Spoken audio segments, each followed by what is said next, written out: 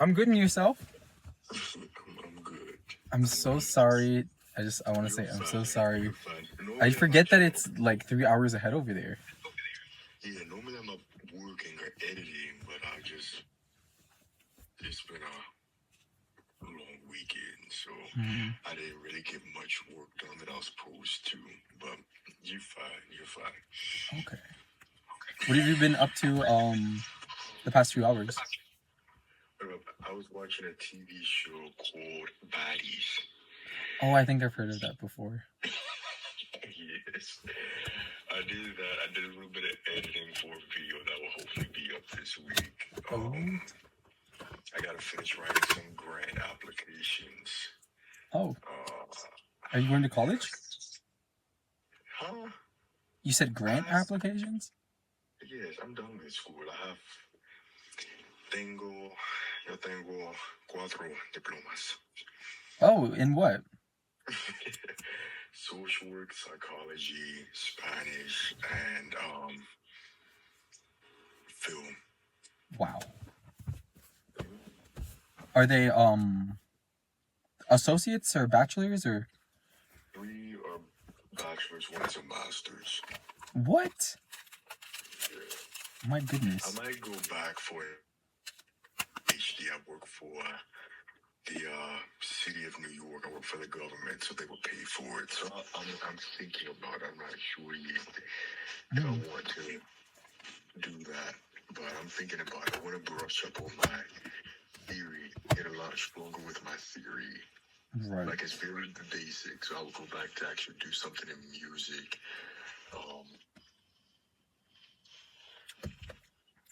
Wow. I did not realize you had 4 degrees.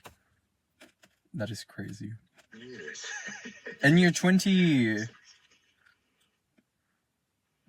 I forget. 20?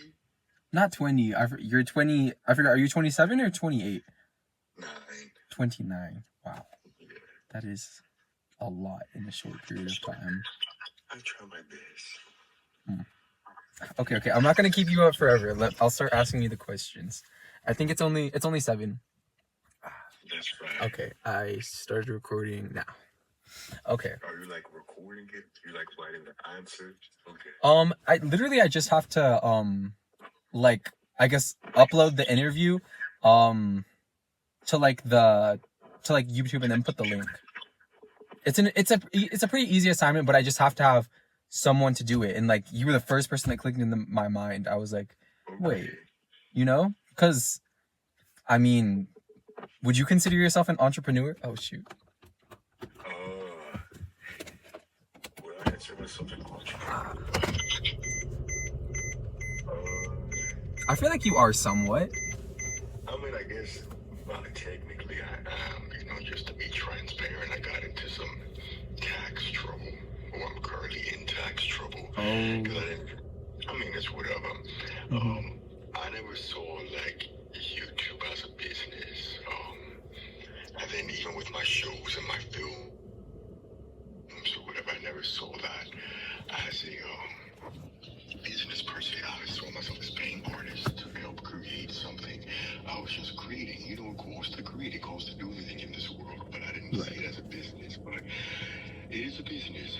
And so that's also why a lot of my posting and just whatever has been a little bit more sporadic. Because I'm just like trying to get the back end of everything. Because I have to like, within the past year,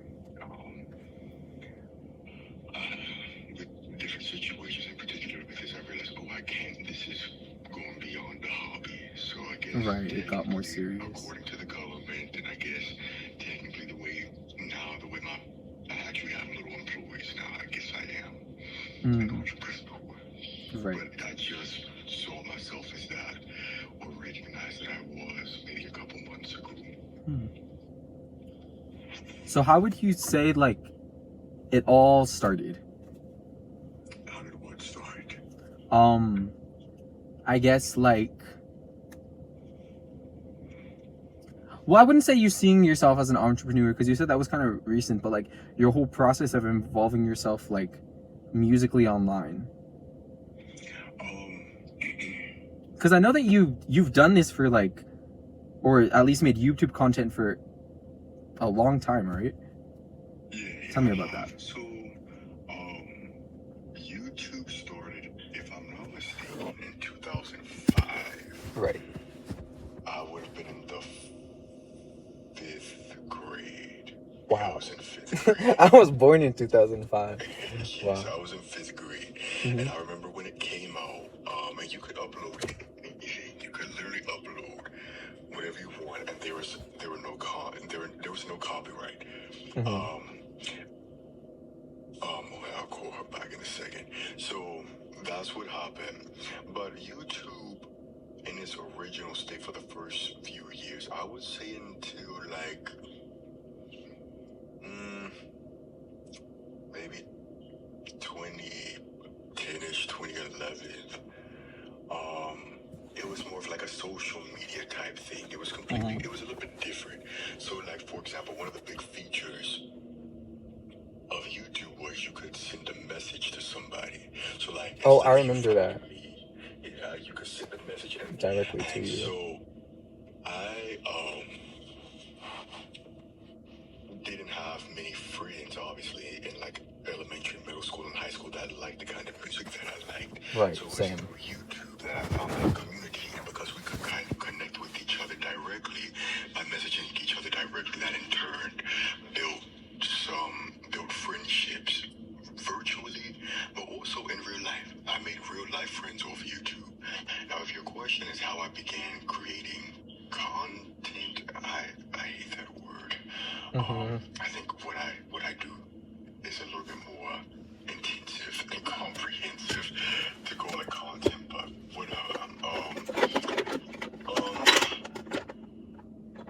I'm assuming the content you're referring to is in the manner in which you know it now.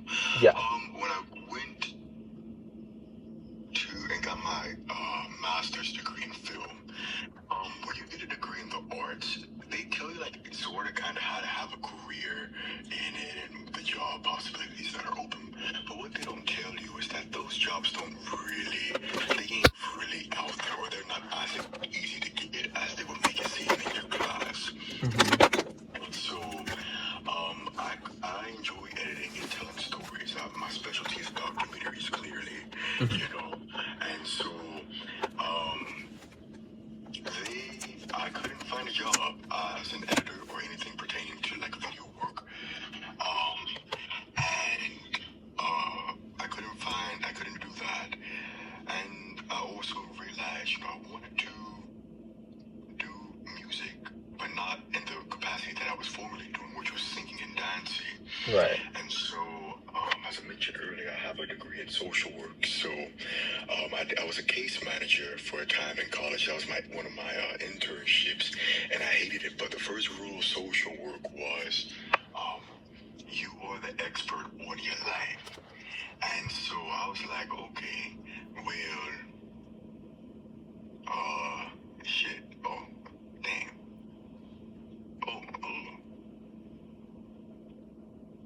Oh, that was an important part. Oh, anyways, that'll be too long of a story. But the way I started creating content in the manner in which, I'm most known for today is I couldn't find work. I couldn't find work as an editor, and it just started out literally as a hobby, because I was like, I just wanted to explain, no pun intended, Right. or more clarity on the things that I was hearing over, the course of someone's career, over the course of their life, but also how social and cultural factors play into it, because it is through music that I understand things that happen socially and culturally. Right. So that's all that really came to be, I would say. And then the pandemic, it really took off.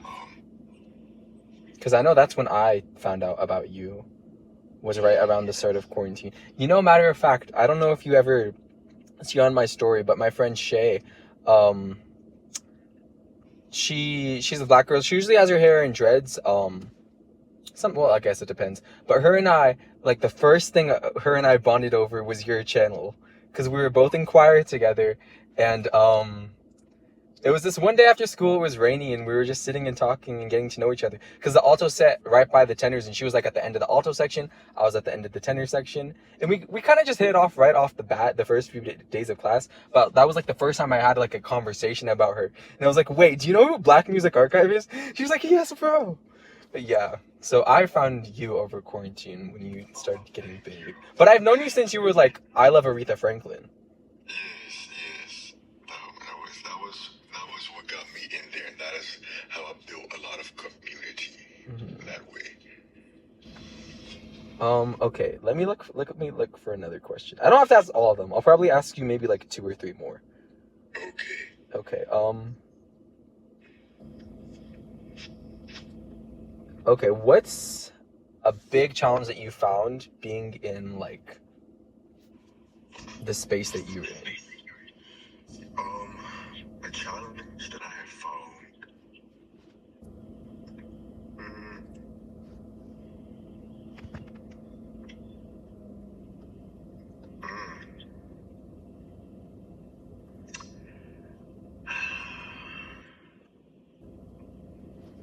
I would say, like most entrepreneurs, it is a big challenge. At least the biggest one for me right now is financial. It costs to do this, and it costs to expand, it costs to produce. Unfortunately, I'm monetized, but the monetization model always changes. It always changes. So, like,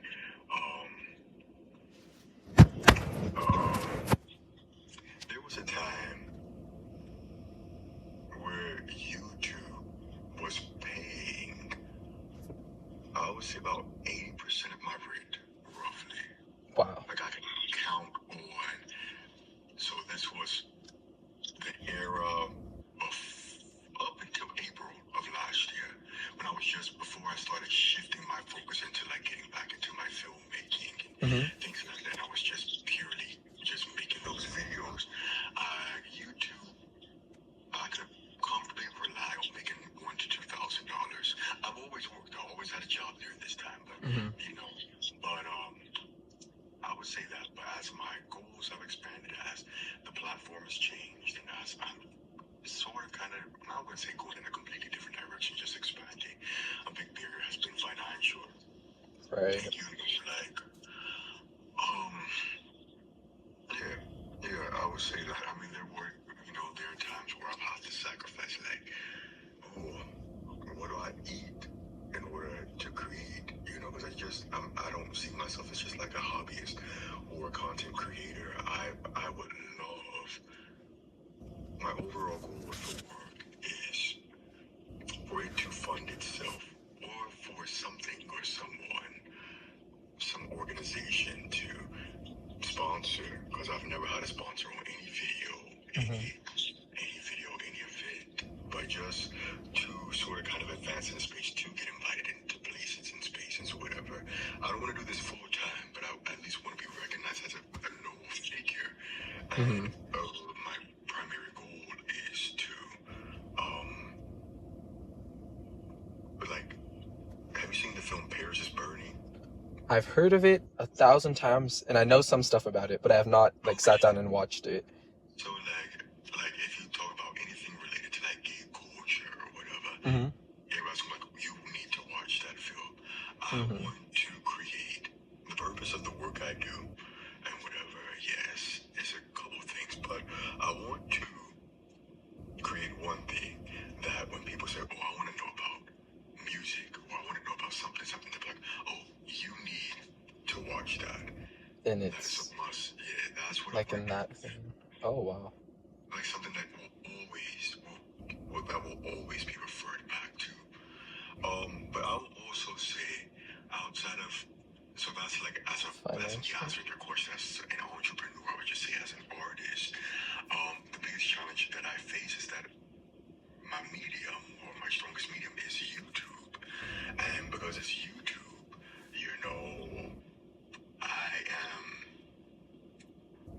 people don't understand like the breadth of the work that I do, the amount of time it takes to produce it. And so I can put out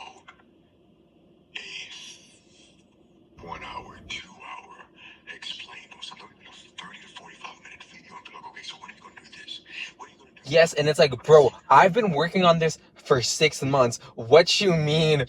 When is this gonna happen? Can you enjoy this? Like, I get that so much. I've only. And You it's can very go. frustrating because I'm just like, so when are you gonna do Mariah Carey? I mean, I'm probably gonna have to end up doing hers pretty soon because that's a guaranteed check right there. Yeah. It's just like one thing I don't really, one thing that's, I would say, has actually been really hurtful for me, and it's been a reason why I've been influenced to go and delve back into film.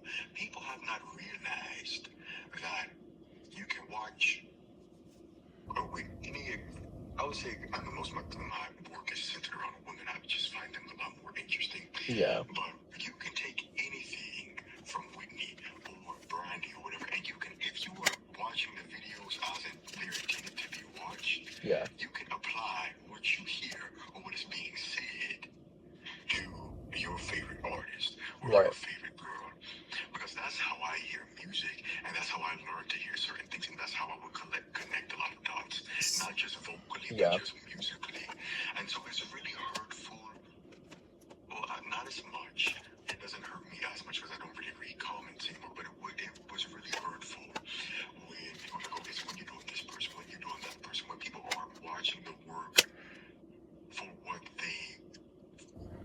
what it was intended to be. Because to them, it's like a corporation type thing of like, oh, this is just an episode of this new like show that I'm watching. It's like, I am a single person taking hours out of my not only day, like my week, my month, to make this like art. It's art is what it is, and it's degrading. I can definitely understand that. Yes, and then the whole aspect of like, I'm trying to think, like, I will never forget, like, my Whitney Houston video, because I made the thing about,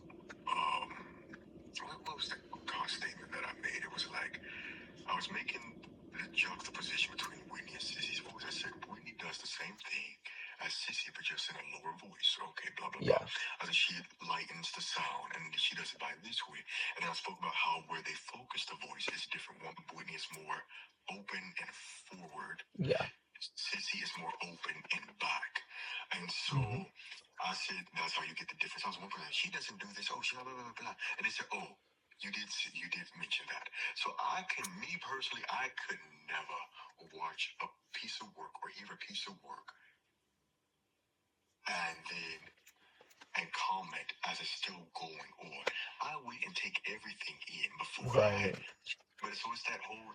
Some people are just Yeah, the word you use is the way people disregard it. Like if it's something they don't want to hear, then they just turn it off or they just dismiss it. But they also fail to realize, the work we do is academic. In academia, there are hundreds of books on the same topic. You are more than welcome to give your interpretation of what you feel, what you hear, what you see. It doesn't always have to be on me. But so that is my biggest artistic struggle. But I would say in this moment, and more so, especially more than ever, the persistent one has always been the finances. Yeah. I get that. Well, it's scary knowing that I just got monetized, but it's good to know. That's good to know. Well, that kind of leads me into my last question. Okay. Do you have advice for people looking to enter your field? Do I have advice for people looking to enter my field? Oh. You're like, don't go. No. Do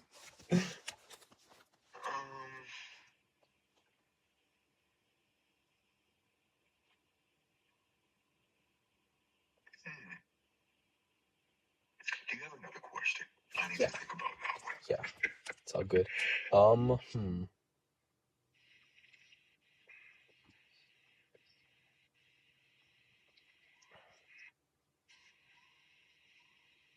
Okay, what are some specific reasons for the success you've had as a YouTuber? What are some specific reasons for the success that I have had? Yeah, something you could say like, oh, this is why this worked out this way for me. Or do you feel like it's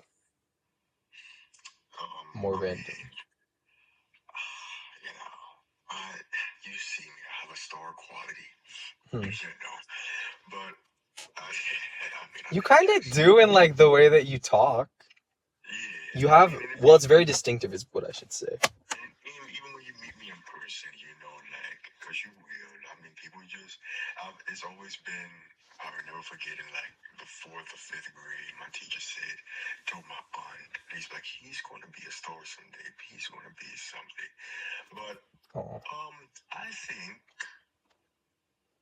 actually, one of the women who I worked with at my last production earlier, always, but at the top of me, said it best. She said, you are doing something that nobody else is doing. You are in a lane that nobody else is in. And my content, like I said, I hate that word. My work, the scope of what I do is specifically aimed towards women, some men, but like I say, I have more so focus on mainly to women that are 50 and up or 55 and up. Really, like, I'm not saying people don't care about them, but that's a demographic of people that people are not focusing on. It's a demographic, like she said, a lot of people aren't really hiring us at this age, because so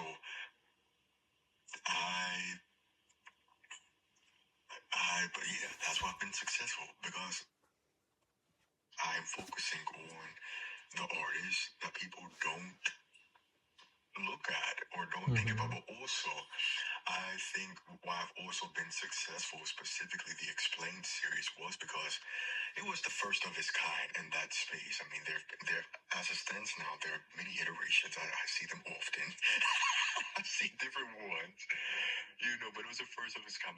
And I'd be like, well, people are like, when are you going to do this person? When are you going to do that person? I'm like, this person did their own version. I think you should go about watch theirs. our friend Like, no, Beat. No. but they didn't do it like you. They didn't do it like you. I think why I've been successful outside of the people who I talk about, these old people, old women, is also that I think I do approach my work, with the intention of it is supposed to be for the common person. So I operate under the guise that, like, music education was just literally a public tool at one point. You could go to your local community center, your local recreation center, and get a piano lesson, a voice lesson, a music lesson for free. You just have to go to the class Saturday morning. And that's not happening anymore. And so the work that I do is for the everyday person who wants to learn about music or voice, or just, in college we all took a music appreciation class.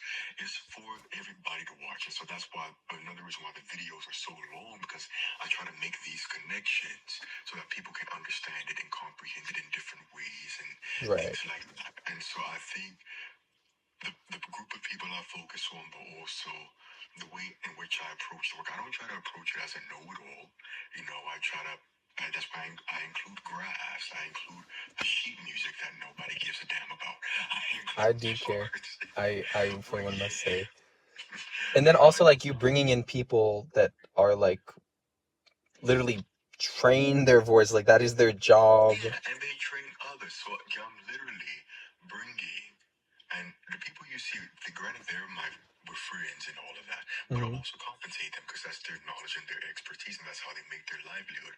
So I'm literally bringing people, who y'all don't have access to, whether that be for whatever barriers are in your way, or, social, personal, whatever, for them to have that access to education. And I think that's what separates me from, And heavy on that part. Heavy on that part, Malik, because me personally, I've wanted to like just study, involve myself. I don't even know exactly what I want to do to this day in music, but I just have known since I was pretty young, I'd say like late middle school, that like I wanted to involve myself with music. But like you were saying, because I couldn't show you right now because it's pitch black outside, but I live in the mountains. There's like trees surrounding my house, big pine trees. I live in a tiny community in the mountains. It's too tiny for there to be any kind of performing arts at the high school that I was going to. So it wasn't until like my sophomore year, no, my junior year, that I went to school in like the city. But that whole time over quarantine, like I would watch your content and these other people's content, and like that's what gave me the passion my junior year, for example, to want to start involving myself in music through choir and then eventually making my own content. But I mean a lot my content, especially back then, was a lot more like jokesy, but like just even to involve myself in that world, you know, I understand what you mean by saying like just making it accessible to people that don't have it, and then even more so to people that do. Yes, and and then yeah, you see the comments. A lot of people don't. I would venture to say a lot of people don't appreciate it in the manner in which they should. But that's Yeah. what I've had to realize that like it wasn't. Uh, we did this or we do this for us. And one thing I realized is that the people who would actually is for or that really receive and sit with it, a lot of them actually don't comment. So I've Yeah. learned. And I was like, I can look at the back and I can look at my analytics, and most of my videos have no less than a 98% approval rating. Yeah. So I was like, more people like it than don't, but most people don't comment. I remember, I think one of your first videos I saw, I didn't know it was you. Oh. It was what was it about? It was about, I want to say it was about intervals. Oh yeah. That was some fairly recent-ish. Yeah, it was about But yeah. intervals. I said, "Oh, look, who is this?" I said, "Who is this?" It was me. He hears and is approaching this in a manner in which I like this. Yeah. Cause like yeah, you inspired me to start wanting to make educational content as well. Cause that's right when I was starting to get into college, and I was like, now I'm learning this stuff. Like he seems to know it. Yeah, and I was like, oh, I didn't realize.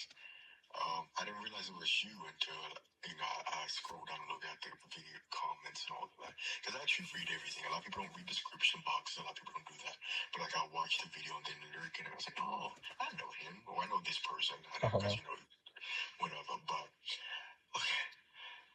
So to answer your question, because I've thought about it, Yeah. anybody that wants to enter my world, I would say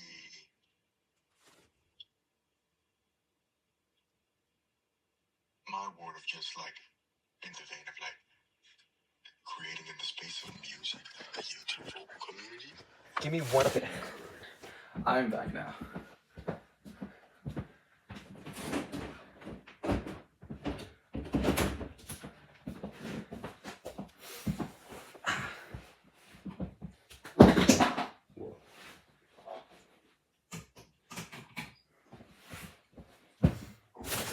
So anybody that when you give me like my world of like, I guess that is my world.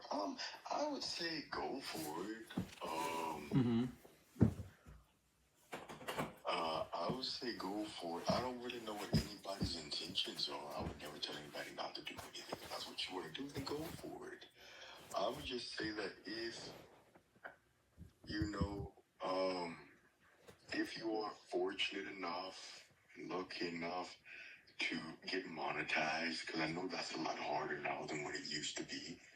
Because but a lot of people's goal when entering this world is to get monetized. I would just say, always ensure that you keep a coin coming in. YouTube can be here today and go on tomorrow. I've lost monetization twice. On your channel? Mm-hmm. What? And you were able to get it back? Yeah. So like you can lose it and then you can like, they're like, okay, you delete these videos or blah blah blah blah blah blah blah blah, and reapply and you can blah blah blah. And so that's what happened. I've been fortunate enough for that. That was another reason why I had to create really the second channel that hosted live performances. So I would say that, but also like there's been moments where I can make a video and it's like a huge hit, bringing in a good check too, and then you wake up one morning, acclaim is on it, and then that money's gone. Right. So I would just say, like,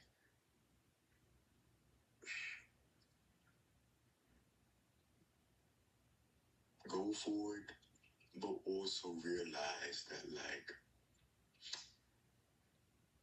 I wouldn't put too much into it, because a lot of us, we were making money off Instagram as well. So, like, on Instagram, this was in my heyday. So up until, like, again, April last year. So I would say that's my first live event, which just changed a lot of things. But up until April, I was making about $300 a month off Instagram. Wow. Posting. But they were also prioritizing reels during that time. Now they're not doing that anymore. They're prioritizing carousel posts because they just released a feature where you can do 20 posts in a carousel. So that's what they're promoting. But it takes time to create that, and so they're not prioritizing literally anything else. So, like, I could send you a invoice right now that Facebook sent me. Friday, they deposited a check for 1 cent into my account. So it's just like, all of this, if you want to enter the world, enter it, but do it because you want to, and don't do it because you may get monetized, because the money is not all that. It is not. And the money can be there one day and go on the next, whether that's losing your demonetization, or, like I said, them niggas, those people changing what content they feel is important. My video last month, and it's just really the last thing I would say about it. I did a video about Madonna's relationship to black music, and how it's been it's like a 10 or 12 part series, because I'm doing each album. But it was doing well, but then suddenly it just stopped making money. And that's because YouTube thought that, like, the audience, or the social, the commentary, or whatever the video was about, was not ideal.